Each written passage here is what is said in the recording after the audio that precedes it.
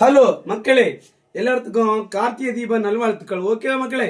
ஆனா எங்க வீட்டுல பாத்தீங்கன்னா இங்க வருங்க இந்த என்ன இலை இருக்கு. இப்ப யாரு என்ன ஞாபகம் இல்ல, திரளி இலையா எல்லாம் கொழுக்கட்டை ஆக்கிங்கன்னா வாங்கி கொண்டு வச்சிருக்கவா மக்களே. இங்க பாருங்க. அடுத்து பாத்தீங்கன்னா இங்க வருங்க பனை ஓலை.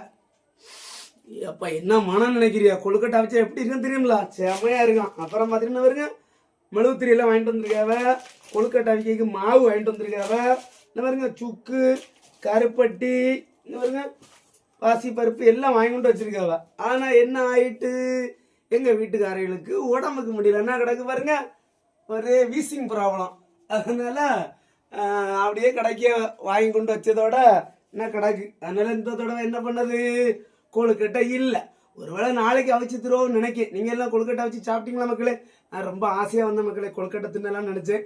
ஒன்றும் நடக்கல. ஓகேவா, ஒன்றும் பிரச்சனை இல்லை. நான் மெழுகுத்திரி கொளுத்த பாறேன். இதான் நமக்கு இன்னைக்கு கார்த்திகை தீப நல்வாழ்த்துக்கள். ஓகே மக்களே, பாய். என்ன